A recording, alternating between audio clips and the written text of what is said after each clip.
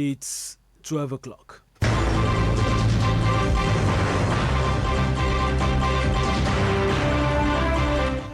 Good afternoon. I'm Michael Akintunde with Global News. In the news, today marks International Women's Day as NHRC wants National Assembly to pass Gender Equal Bill. Zimbabwe court blocks release of electronic voters' roll.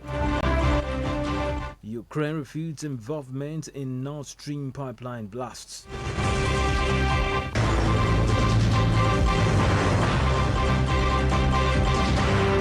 This is the news. Today is International Women's Day. It is a global holiday celebrated annually on March 8th as a focal point in the women's rights movement. And a month-long celebration highlighting the contributions of women to events in history and contemporary society.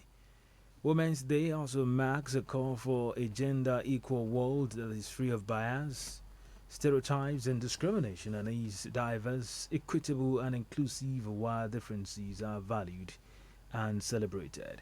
The theme for this year's International Women's Day is Digital Innovation and Technology for Gender Equality. The aim of the campaign theme is to get the world talking about why equal opportunities aren't enough. Meanwhile, the National Human Rights Commission (NHRC) has urged the National Assembly to consider and pass the Gender and Equal Opportunity Bill and other bills supporting affirmative action. NHRC Executive Secretary Tony Ojukwu made this known in a statement on the occasion of the 2023 International Women's Day. He stated that the passage of the bills will reduce gender-based violations and legally equip women to challenge the inequalities confronting them, including sexual and gender-based violence. Tony said the theme of this year's commemoration is very apt, considering the proven capacity of women in diverse fields of life such as medicine, pharmacy, digital technology, engineering, literature, just to mention a few. Uganda's police have closed the busy expressway that connects the capital Kampala to the country's main airport after a security scare. In a tweet, police said a bomb squad was deployed to conduct an investigation along the Entebbe Expressway before it was cleared for public use. Motorists were diverted to the old road that runs near the expressway until investigations ended and normal traffic flow restored. The Chinese-funded expressway was opened in 2018 and is the first ever toll road in the country. And the opposition in the Democratic Republic of Congo has expressed outrage over President Felix Tshisekedi's attempt to postpone the 20 December general elections over persistent insecurity in the east. Spokesperson for opposition politician Moise Katumbi Sherbun Okende says the situation in the east of the country should not constitute an excuse for the president to postpone the elections. Mr. Okende reminded Mr. Tshisekedi of the promise made in the early days of his presidency to set up the army headquarters in the east in an effort to effectively deal with armed groups. The opposition politicians were reacting to Mr. Tshisekedi's remarks to French President Emmanuel Macron that the conflict in the east may delay the elections. A court in Zimbabwe has blocked the release of electronic voters' roll to the public, citing national security concerns that would expose the document to manipulation. This follows a court case filed by opposition member of parliament Alan Makram after the Zimbabwe Electoral Commission refused to give him a copy that he requested in October last year. The members of the parliament said that the electronic copy was due for scrutiny as a printed version would be inconvenient and too expensive for him. However, the Harare High Court on Tuesday said the voters' roll was a sensitive document to be released to the public without addressing security concerns raised by the Electoral Commission.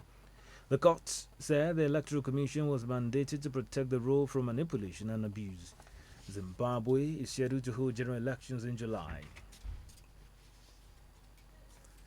The United Nations says about 100,000 people have fled into Ethiopia from self-declared Republic of Somaliland in the past month. Many others are internally displaced persons following fighting in the disputed city of Las Anod, which has killed more than 200 people. The UN says the refugees have gathered in the Dolo region in Ethiopia, which is enduring its worst drought in 4 decades. It takes aid workers 2 days of driving to reach the refugees who are sheltering in public buildings or sleeping outside. You're on to Global News from Adabai, Banana FM Akure, transmitting from Ilaramokin. After the break, Ukraine refutes involvement in Nord Stream pipeline blast. Stay with us, we shall return. You can place your business and brand adverts on Adaba 88.9 FM online platforms, at Adaba FM TV on YouTube, Adaba 88.9 FM on Facebook, Instagram, and Twitter. With an audience of over 60,000 people across all our social media platforms and a reach of over 315,000 overall. Call these numbers today to push your market before that audience. Kadzim on 080 30414 or Hazan on 080 650 77920 or Feyi On Adaba 88.9 FM. Glad to know you're still there for news updates and live streaming. Visit our website www.adaba889.fm or download Adaba FM app on Google Play Store. You can be part of us on our social media platforms www.adaba889.fm or download Adaba 889FM on Instagram and at Twitter and Adaba FM TV on YouTube. You can provide us information via email newsroom at adaba889.fm. Cyclone Freddy is expected to make landfall again in Mozambique after this week, after it struck Madagascar for a second time on Monday. Madagascar's government say 8 people were killed and more than 1,000 homes were destroyed. The storm first wreaked havoc in southeastern Africa in late February, killing 21 people and displacing thousands in both countries. Meteorology say it is rare for storm to make such a loop. The tropical cyclone is on track to become the longest lasting storm on record, and it continues to gain strength. The Weather and Climate Extremes Evaluation Committee of the UN says it should probably set up an investigation into the remarkable and rare occurrence after the cyclone has dissipated. And protesters have clashed with police in Georgia's capital, Tbilisi, after Parliament backed a controversial draft law which critics say limits press freedom and suppresses civil society. There has been widespread international condemnation of the bill, which would require non-government organizations and independent media who receive more than 20% of their funding from abroad to declare themselves as foreign agents. The opposition described it as a Russian-style law that would stigmatize and clamp down on Georgia's vibrant civil society and independent media. And Mexican and U.S. officials say 2 of the 4 Americans kidnapped at gunpoint in Mexico last week are dead and 2 are alive. On 3 March, 4 U.S. citizens were kidnapped by armed men while driving into the city of Matamoros, the northeastern state of Tamaulipas, Mexico, across the borders from Texas. White House National Security Council spokesman John Kirby expressed condolences to friends and families of those who were killed in the attacks.